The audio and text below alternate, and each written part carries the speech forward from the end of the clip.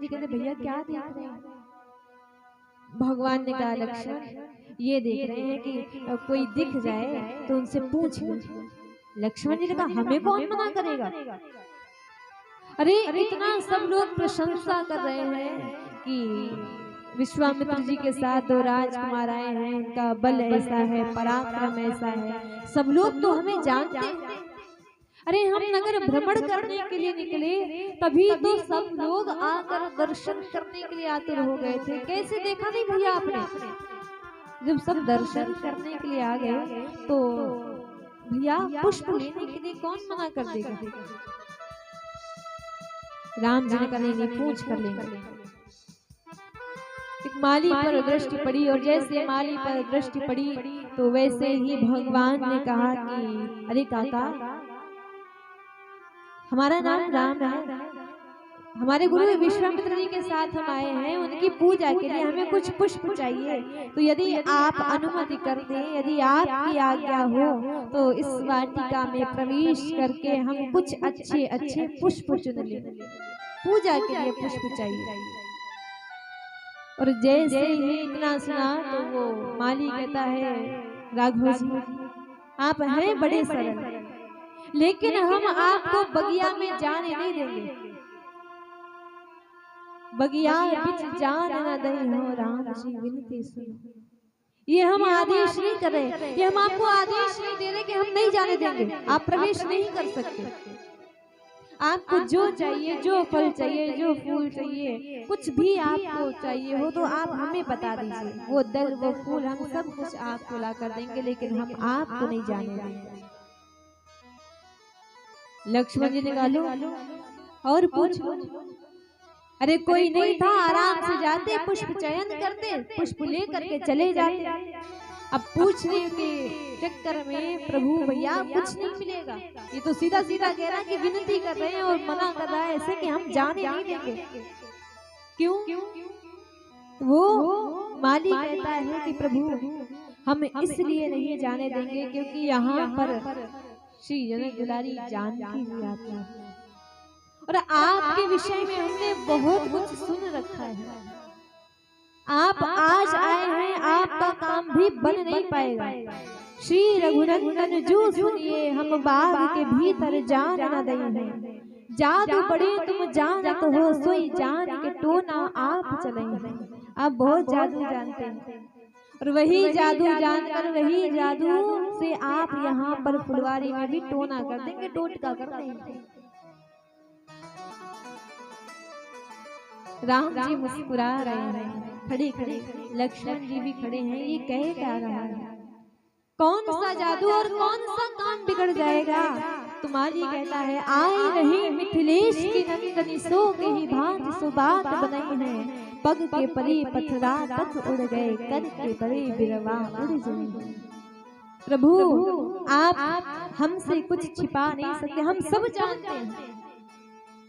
जब आप आ रहे थे तो मार्ग में आपको एक शिला दिखी और उस शिला के विषय में आपने जाना तो आपके चरण रज ऐसी है कि वो पत्थर नारी बन गई और नारी बनी ही नहीं आकाश में चली गई।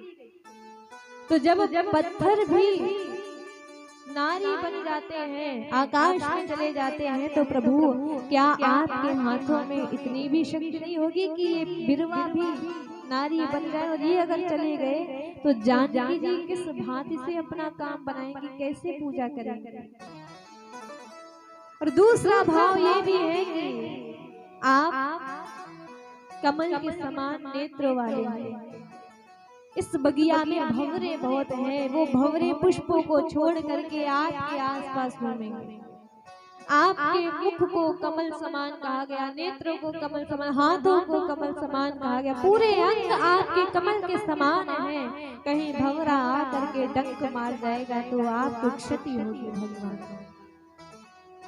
इसीलिए हम नहीं चाहते हैं कि आप यहाँ पर रहें, आपको जो चाहिए वो हम यहीं पर आपको दे देंगे। और तब भगवान कहते हैं हमें जाने दीजिए, क्यों यहाँ एक लीला करनी है। भगवान जब वहां गए तो उसी समय जानकी जी अपनी सखियों के साथ आती हैं गिरजा पूजन करने के लिए उसी वाटिका में। इतने ही अवसर सीता गिरजा पूजन जननी पठाई। तेहि अवसर सीता गिरजा पूजन जननी पठाई।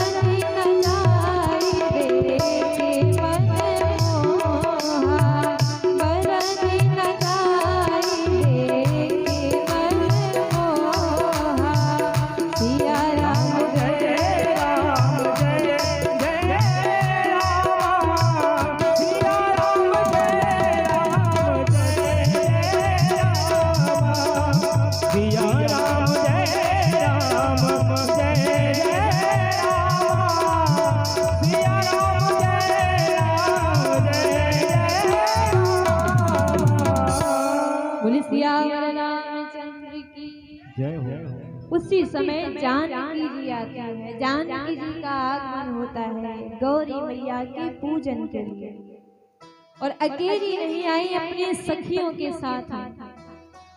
और सखियां ऐसे ही चुपचाप नहीं आई, गीत गाती भी आई। देखिए, एक होता है गाना और दूसरा होता है गीत।